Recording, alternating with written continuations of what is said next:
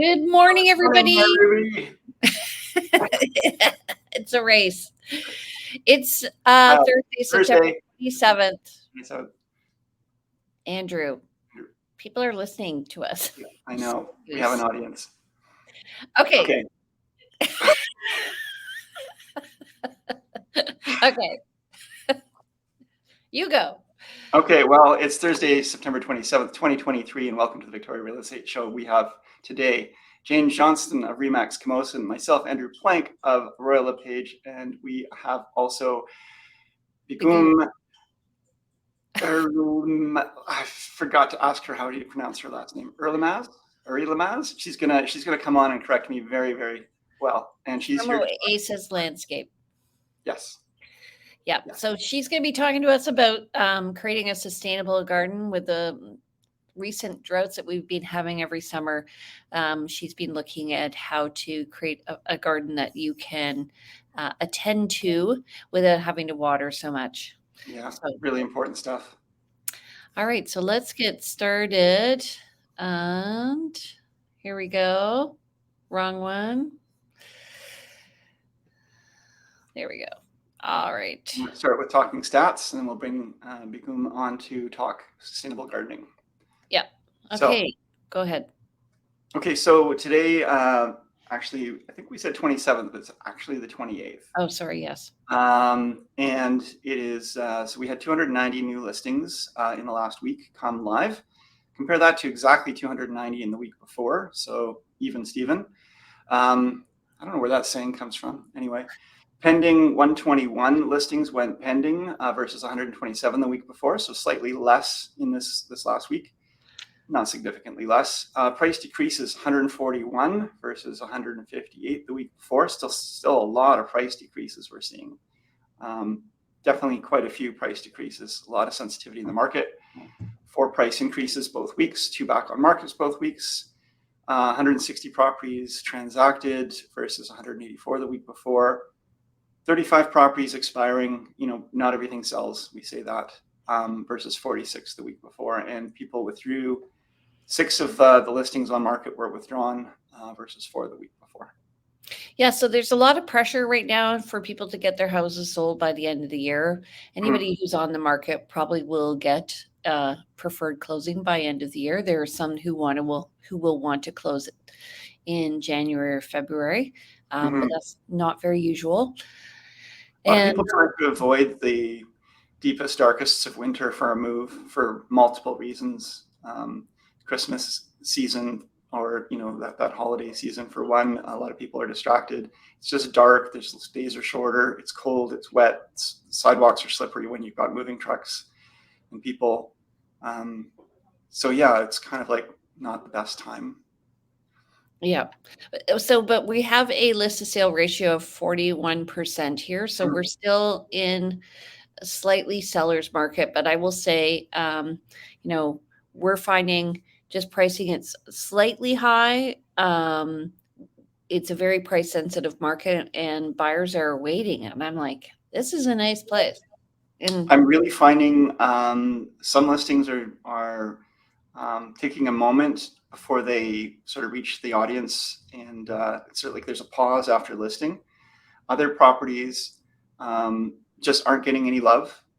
And some, and despite being what we feel is, the right price point or have come to the right price point. And then, of course, you end up with multiple offers as well. And I just had a listing with multiple offers this week. Yeah, and I think everybody thinks their house is going to sell fast. And then after the first 3 weeks, they start to get a little antsy when it doesn't. You don't list your home to not sell it, right? You have this imagination in your mind of like, I'm going to list it and this is how it's going to go. And this is the best case scenario. And of course, we all imagine and dream for the best outcome. And that's generally a fast, easy sale. Yeah, I think the thing that surprised me, and a client said it to me the other day, like, when I saw my place, I decided in a week what I wanted to see. I was like, yeah, I'm decisive too, but many people aren't. And if there's more listings coming on the market, there's more choice. And so they're going to take their time. That's what slows the market down. Yeah, absolutely. The choice thing. I remember when I ran my camera shop and I was in retail sales, and I would bring out. I would be talking to a potential client or a buyer of a camera. They'd tell me what they're looking for, and I would pull out. I at first would be pulling out, this camera works for you because this and this and this, and I would bring out 5, 6, 7 cameras and show them all these cameras and try to explain all of the benefits of each of them. And people would say thank you, and they would walk out. And I learned Overwhelmed. pretty quickly just to, here are the two I think would really work for you based on what you've told me, and here's why. And and they would make a choice. But when you've got so much choice, it's really hard to settle. Yeah, So, agreed. Oops. Sorry. Okay, so I'm just going to do the stats of month to date. This is actually for last Monday because I come out on Monday mornings. So last week we had 260 net unconditional sales. That's gone up to 390 total for the month. And that's compared to 410 for the whole month of September 2023. So it looks like 2 more days to get there. Yeah. Yeah. Pretty much on target.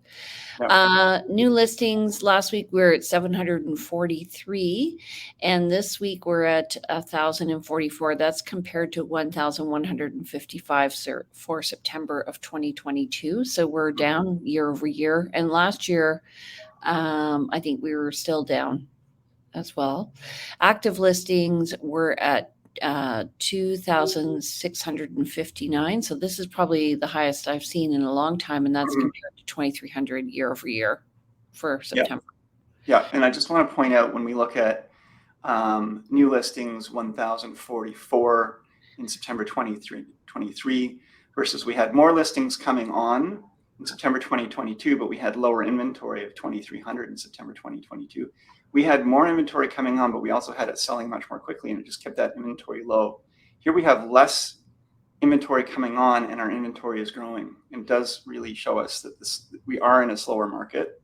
Although September 2022 is still, actually September it was starting to slow down in September last year, I feel. Yeah. Okay, so that's just some stuff to consider.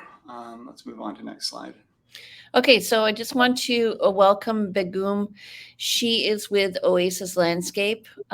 She has an interesting story. Her parents owned a nursery. She grew up in Turkey, and she has a love of gardens. She's an architect by trade, and she's going to be talking to us about sustainable gardening. So welcome, Begum. How are you? Oh, great. Hi, Andrew. Hi, Jane. So nice to be with you again. Thank you. Yeah. Before I start about talking about sustainable gardens, how do you think that we should maybe talk about the first steps of designing? It is very important. So I would love to talk about how we approach when we design a garden. What are the first steps? What we should concentrate on? Then how we can create a sustainable garden, if it is okay with you. Perfect. Yeah, it's like measure twice and cut once. You want to do this right from the beginning, right? You're going to put a garden in. Let's not just grab a bunch of plants and. Yeah. Okay. Okay, I'm going to add your show to the stage there. Can I? Yes, I can move it by myself. You have just explained who am I. Actually, I'm a passionate person about designing. So you have just told I was raised and born in a nursery, then studied Bachelor of Architecture, then continued in Europe, in Germany and Holland, about designing special gardens. What we do, how we start to design a garden, it is quite challenging to someone who has no background about designing. So I will try to make it easier for you. I will try to show the first steps how we can start that. First of all, just spend a little bit time in your garden or landscape. Whether it's a commercial or residential, there is no difference. You have to understand the features of your space first. What does it need? And what are your needs? This is the most important part. Then please define your goals, whether you want to have a relaxing garden or a Zen garden or I don't know, a playground area, and how is the shade situation, sun situation, how is your access to the public areas. These are all important components when you want to design a functioning garden, actually. And one of the, again, most important part of this, when you are designing your garden, is location of your garden.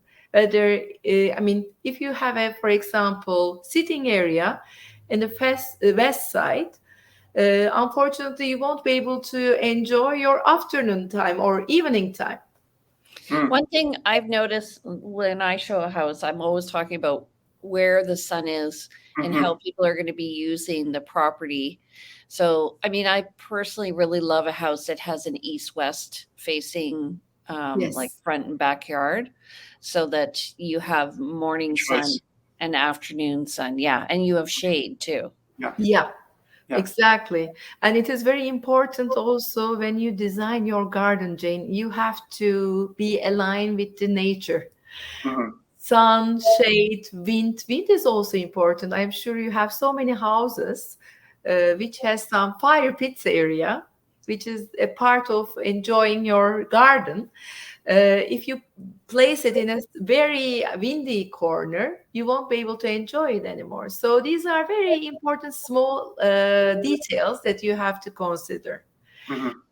And also, it is very important to start very small. Just start from a corner. Just start from a flower.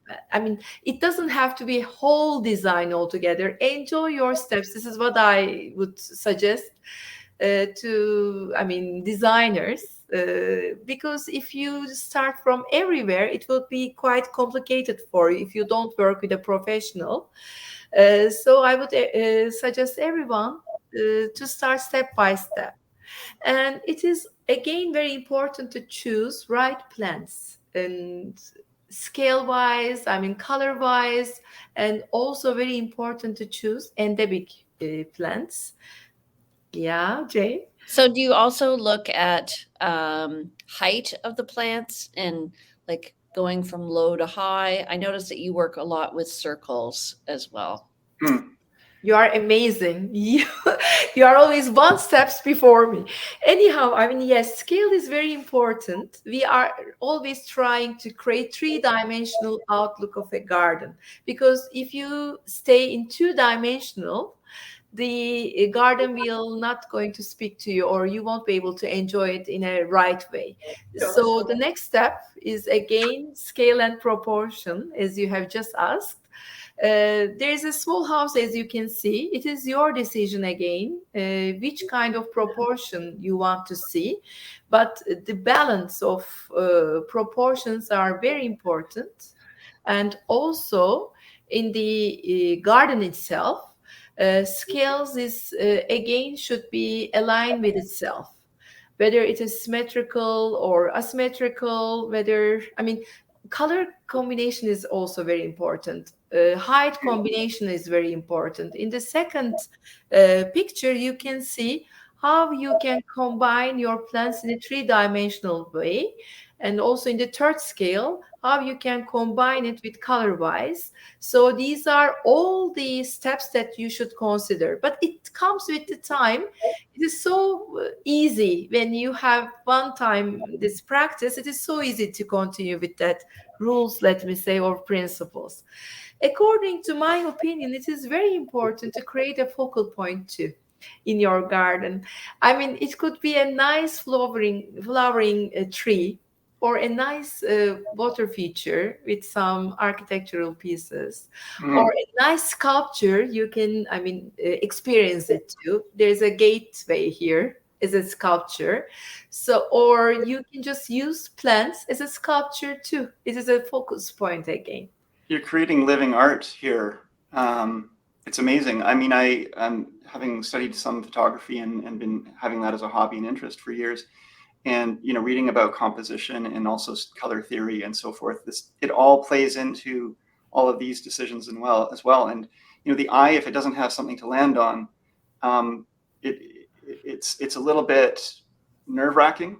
So having that central focal point lets you land on something, and then you can relax into the space. I love this. Oh, absolutely. Thank you. I mean, I love the third one with the circle. Like it really Circle. feels you're exactly what Andrew was saying. I'm just thinking, how can I put that in my garden? let's think Yeah, go together, Jane. buy a hula hoop from Canadian Tire, and that's wrought iron. Is that one? It's a huge, beautiful piece there. Yeah. Yeah. You know, it's funny. I was showing a property the other day, actually near where you live, Begum, and Oh, we're in the garden, and then all of a sudden we see this little fairy door. You know, people can be quite whimsical with what they do with their garden. So because we also put our character to the gardens when we design them. I always try to understand also owners' approach and their character, because it is Mm. not my garden. On the other hand, I just touch, but it is very important. Yeah, I mean, as you have just mentioned, Jane, curves and lines, these are some very important decisions. I'm a curve person normally. I love curved lines because the nature is curved by itself and it flows somehow. This softness make me relaxed.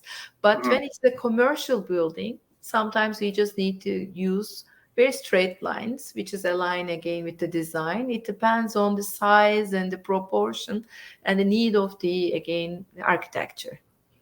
yeah, in at Pearson College, where I used to live, they have a trail that leads from a major building across the street, and then it goes down into the campus. And then, so there's the formal trail, and then on the side are the two trails people actually walk. So they're Mhm. both going to the different directions. Anyway, Yeah, yeah. I mean, it is very important to make this decision, as you have just mentioned, accesses and the circulation, how you are going to lead people, because these are all our decisions. And you can whether use some platforms to create that circulation and an access, or you can use staircases or curved lines to enjoy more the gardens, or very small paths. These are all different steps that we use in our gardens. yeah. What about the choice of plants that you use? It depends again to the, I mean, character of the garden. Sometimes I prefer, I mean, grassy types, graphical types. Sometimes the leaves are very important, and evergreen gardens sometimes. It depends on also existent feature. I try to be aligned with the existing nature. If it is a, for example, beach house, we have totally different settlement. Pennisetums, grassy types, I mean, cortadillas, this is totally different. But if it is within the forest, we have shady, I mean, azaleas, sometimes rhododendrons to add colors, or different type of plants we can always choose. It depends on the, again, the site that we are working on as a back, I mean, first stage. Yeah, I mean, accessorizes are very important for me. We should think about them very, very carefully, because we can create an amazing system, garden. But if you don't touch to the garden with some pieces, it won't talk to you again. So we are trying to create oasis with using different accessories. Hmm. Do you find it's like are you looking again for that curved feature? Like I'm seeing you have with like if you have a fire pit, are you going to make it round, or are you going to be linear about it, or If it is next to a swimming pool, for example, some people prefer to have their fire pit next to their swimming pool, next to Mm. a hot tub, for example. Normally, I try to make them then rectangular, because it is a harmony. Again, it depends on the shape of swimming Yeah. pool too. Yeah. But sometimes I just use, I prefer always circular form for a fire pit, because Mhm. it is, again, we see the same tendency in the First Nation culture, getting together around the type. I mean, it creates a very cozy and a very wonderful, I mean, atmosphere together. But sometimes, because of the shape of the pools or the sitting areas, we might use some rectangular systems too. Here you can see always curves because I'm a Yeah. curve person, as I Yeah. told. I like that design saying form follows function. And, if you're going to have a fire pit, having square, the people in the corners are going to be sitting further from the fire, and it doesn't Mhm, feel as friendly, right? If it's a mhm. fire pit, then being circular around it is just how people would naturally go. So you got to think about the function first in terms of the design, and then go from there. So yeah, Exactly, exactly. And So I I would, I go ahead. I, even if I create a rectangular fire pit sitting area, I try to keep it a scale a little bit bigger so people can move a little bit flexible. So right. still it is curving in here. The, Sorry, Jane. the square will break up once people are actually sitting in the chairs and moving them around. Exactly. Yeah, but for display, Ah, it's rectangular. Yeah, that Exactly. makes gotcha. absolute sense. I'm just wondering, so we're talking about garden design, but one of the main issues in Greater Victoria right now is lack of water. So how can we plan for that? Yes, we are going to talk about it, sustainability. I mean, right now, not right now, this trend has been started maybe 10 years before. We are quite sensitive, as landscape designers and architects, we are very sensitive about using water as less as possible. So that's why we work with sedums, gravels, instead of lawns area, because it is great to see a huge lawn area, but maintenance wise and also water wise it is a huge load on our shoulders, so I'm trying to reduce it. What we can do when it comes to, I mean, maintenance and sustainability, we can always create nice, I mean, pictures by using gravels too, so you don't need to water this garden so much. Hmm. We can use, by the way, people avoid using irrigation systems, which is wrong, because irrigation systems help us to use less water because it is controlled. So when I create a garden like this, I always try to encourage people to use irrigation system too. They can control the water usage in a perfect way in that way too, and Mhm. you can still enjoy this garden in a Yeah. perfect. I remember my mom putting the sprinkler on in Toronto when I was growing up, and she would just leave the water running all night. Yeah, This is also not a very wise way to use irrigation system. They but have we didn't automatic systems. we didn't think so much about conservation or use. And I don't recall, because I didn't pay the bills when I was a kid, but I don't recall water meters maybe being to the same degree, or at least water is very expensive now. So, Yes. and then water restrictions in the summer and so forth. I don't recall that as a child. I just remember jumping through the sprinklers myself as a kid. And we are very lucky in Vancouver Island. Actually, rain is an incredible support for us. Most of the time, we don't need to use the systems, irrigation systems, only summer.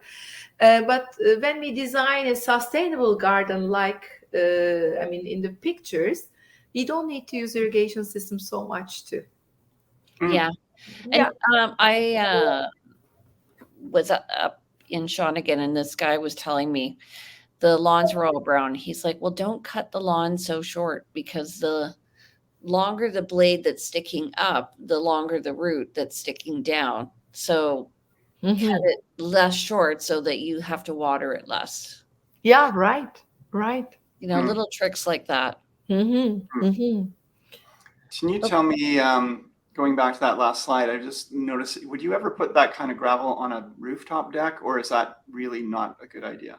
It just looks like, Oh, let's make an appointment for a rooftop gardens. Actually, I am working on rooftop gardens right Mhm. now. I do believe that gardens are the new orange because instead of houses, we prefer living in condos right now in order to make our lives smaller and sustainable and minimalist.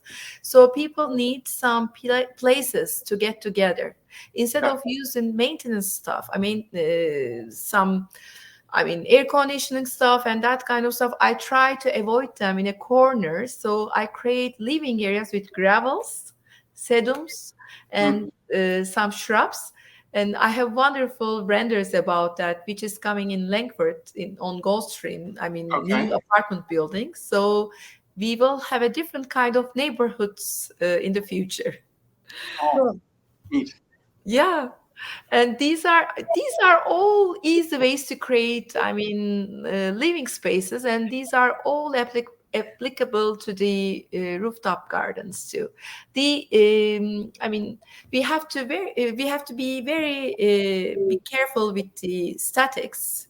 The load that we put on the rooftops are challenging, but these Hmm. are all design parts. If we collaborate with the right teams, engineering teams, these are all solvable problems too. So everything is possible. Everything is possible.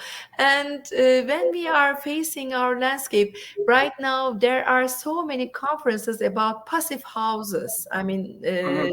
Using sun and shade should be very, very smart. So here you can see how we can use a landscape in behalf of our, selves and as Hmm. an advantage. I always try to use, for example, the trees, evergreen trees, sometimes challenging, but the trees which loses their leaves during the winter time, they let us to enjoy sunshine a little bit. These are Right. small things, Hmm. yeah, but we should always think about them. And you can always use rocks as a design component to rocks. They are very interesting. They create an fullness in the garden. They don't need water. If you use them with a combination of right shrubs and grasses, they looks amazing. Hmm. Yeah. And we are trying to convince developers to stay in the lead process. Actually, Yeah. this sustainable way of living is very important. At the beginning, developers didn't think that landscape could be so important, but right now it is a selling point. If Hmm. you have a nice landscape in a house or in a apartment building or a compound, if you have a right landscape there, you can sell it in an incredible way because I, people are looking for lifestyles. I do find people look for that. They do, and there's often times when you're looking at newer construction, the home is still in the construction phase, and you've been told there's some landscaping coming, but you're not quite sure what. And the place just really looks bare, and there's not the same privacy levels. There's not the same kind of just all put together Yeah. feeling, and there's not really the trust that without seeing it all put together that it will end up being there, and it makes a huge difference. It's the icing on the cake. Yeah. Yeah, I It's do the like the bow on the use yeah. I do like the use of the deciduous trees outside for Mhm. shade. I have a listing like that right now. And so not only do you get color, it's soothing when you're looking out at the green or when it turns red in the fall, but then in the winter as the sun goes down, it allows sun inside. Exactly. And this is how we honor the nature and how we enjoy the nature. It is very important to live in a right way. With align with the nature. And what I was also thinking about, I think this is of course your subject, but the lack of inventory makes people also not giving enough importance to the landscape. They always think that just easy grass, one tree Yeah. would be enough for a housing system. No, we just need to create neighborhoods, living areas, get Mhm. together areas, so we can create a happy community all together. This is what I give. I think part of it is, though, that some people are intimidated by too much garden because they don't know how to maintain it. So I think there also needs to be education. Right, right. Uh, We did a landscape design on the house that my children grew up in, and we were in the woods in a half acre near a creek. And I mean, it was a residential neighborhood, but what we had was a hilly landscape that was really hard to work with. yeah, And we wanted to re-landscape it, but we really wanted to work within the bounds of nature. So the landscapers brought in a lot of more natural plants, like more local native plants, and made it into a wonderful space. And um, I suspect that even today it still holds well. I mean, we sold the home, and I don't know what they're doing with it, but it was just done in such a way that it really worked within the lines of where we lived. And Yeah. so we didn't, and one of the reasons we chose that was neither of us, my partner and I, had the the drive to do a lot of landscaping, or like a lot of upkeep work on it. And sure, I had to be out every once in a while with the leaf blower or whatever. We do a little bit of maintenance, but overall it was self-maintaining, and we loved that about that landscape. We did have a patch of green grass that was just your plain green grass, but we also had just wonderful spaces, and it took into consideration our own lifestyle as well. The other thing to take into consideration is pets. So our dog would just Mhm. dig. Yeah, Yeah, absolutely. And some plants are exactly. toxic. And you don't need to have a grass there. I mean, what Andrew has just mentioned, it is very important to be aligned with the flow of the nature. So you just follow the consistent situation of the garden. Using endemic, we call them, I mean, local plants are very, very important. And if you have a dog, why don't you have a gravel garden? And it is so easy. You don't need to take care of it so much. Yeah. I love your dog, by the way, Jane. Anyhow, I mean, we as landscape designers and architects, we try to create again spaces that people can experience. Community gardens, for example, in the right slide, you can see we used, I mean, separation as again a vegetable garden. Why not? People can enjoy it.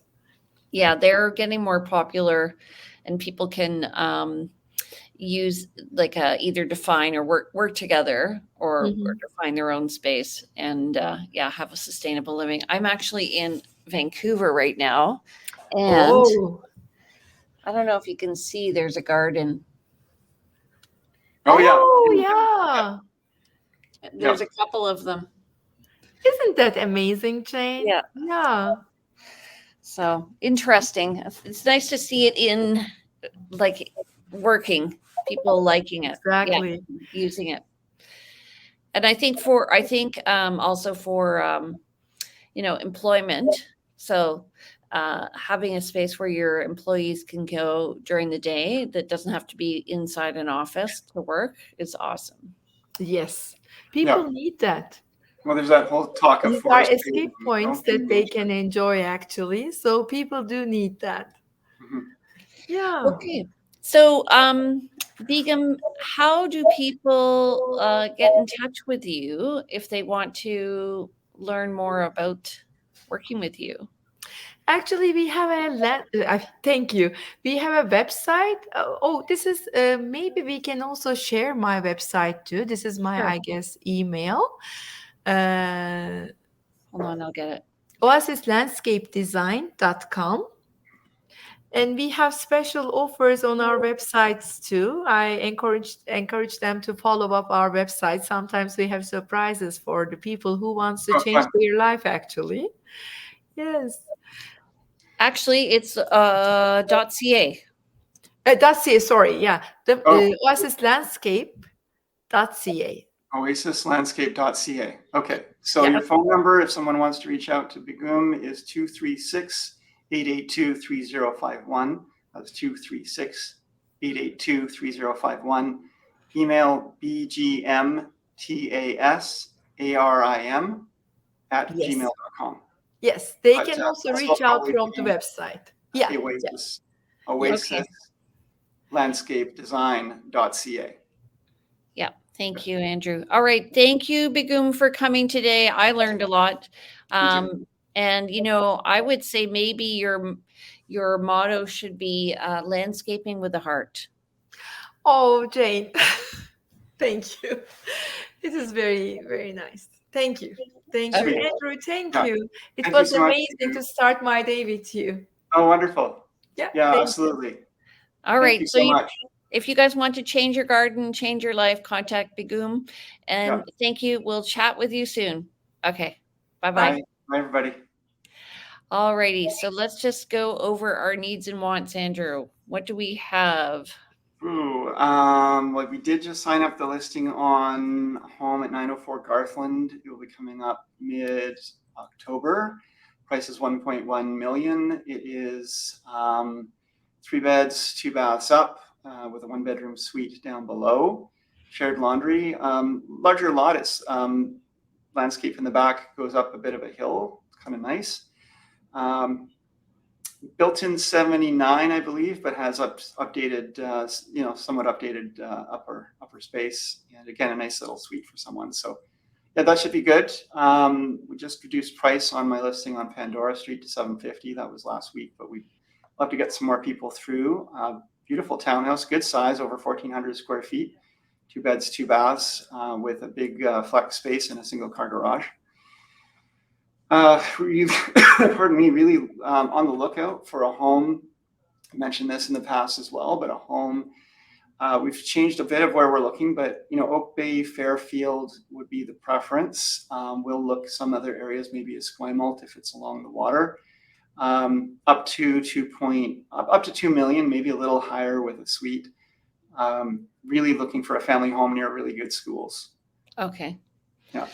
I have 2 listings coming up. So one is a 5-bedroom, 2 bath. It's legal. It's a house with a legal suite on Foul Bay Road, and that's coming up in the next day or two. That's going to be 1.1 million. What's really nice about it has two separate backyards. It was on the market a few years ago. And what area of Foul Bay is that on? Sorry, it's just north of Oak Bay Avenue. Okay. Yeah. And then I have a beautiful home coming up in Arbutus Ridge. This is a 4-bedroom, 3-bath home. It's about 3,000 square feet. And it's stunning. It's main level living and then additional rooms down below. And you have a beautiful view over the golf course and Salt Spring Island. It does not have a water view. That's going to be coming on at 1.199,500. So just under 1.2 million. And it's gorgeous. So it's still got the balance of the warranty. It's 2015 built. Excellent. Yeah. And I have somebody looking for 4 bedrooms up, 2-bedroom down house. So something with a suite. And we're looking from like maybe 1.6 to 2 million. Okay. So we're competing. Yeah. Alrighty. So don't forget, you guys, we are on every Thursday at 9:30, and we'll even show up from Vancouver in our hotel room just to serve you. If you have any topics that you want presented on, please message us. Andrew, how do people get in touch with you? Reach out anytime, 250-360-6106.